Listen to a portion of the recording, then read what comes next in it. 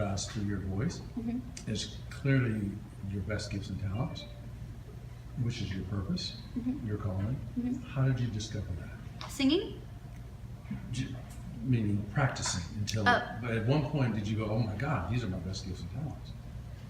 That's a good question, and I'm not sure if it's a chicken and egg situation. I always was very in touch with a lot of feelings. I had a lot of feelings, as everybody does, and I was very interested in understanding those feelings. But you can do it through theater, you can do it through just standing next to somebody, by the way you stand next to them. You can do it in your body language, and there's so many ways to communicate it.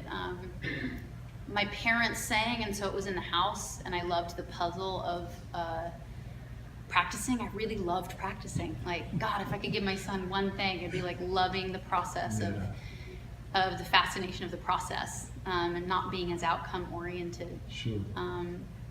I can honestly say I was never the girl like with a hairbrush being like, I'm gonna be famous. I never imagined myself, you know, on some TV show. I just felt like there was a little quiet puzzle in my heart, and every day I'd loved exploring it and understanding what that puzzle was, and it ended up coming out through my voice and refining that over time, and learning how not to get in your head when you sing, because it makes you a very uninteresting singer. Nobody cares how technically good you are. People care if you make them feel something. And so if you bypass your brain and you come right out of your heart and you try, and as I write and as I sing, I try and make sure that everything I'm doing makes me as small as possible, so that the story, the message, and the emotion can be as big as possible. So you have to stay out of your head, you have to really open your heart up, and you have to be really transparent. And when you do that, you can be really effective. It'll feel like there's a vein from my vein to your vein, and I love that. And that's what I've spent my life trying to get good at doing. It's what I find interesting. So you said it's about how you leave them feeling. Yeah, singing has very little, for me, there's technique, you know, certainly, but it's always informed by like, what am I feeling? And reading an audience and feeling what the audience is feeling, and then saying where are people stuck. And some nights you come in a room and people are really just agitated, and they got off work and they're annoyed and they just want to relax. And so you can't do intellectual material right off. You just need emotional material. Other nights people are like, what do you got? You know, like they really want to be impressed. I'm like, okay, what do I got? Like, start off with kind of more intellectual material.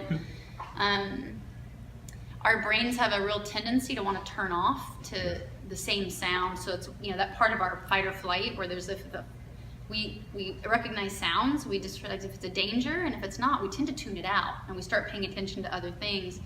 And so when you're alone on stage, the real danger is people just, you start tuning out. You're sitting in a seat for a long period of time. There's no band. There's no changes in volume and set and lighting. And so learning what I had to work with as tools to keep people's attention engaged was a real, you know, journey and a joy of discovery for me. The reason I don't stick to my melody a lot is because I don't like your brain to expect what's happening. I like to delight you and give you that pleasure of going, ooh, that was new. Ooh, that was interesting. Do I like that? I hate that you changed the melody. Whatever the conversation is. It also keeps your brain from turning off. So I'll change my vibrato. I'll change the speed of my vibrato. I'll crack up.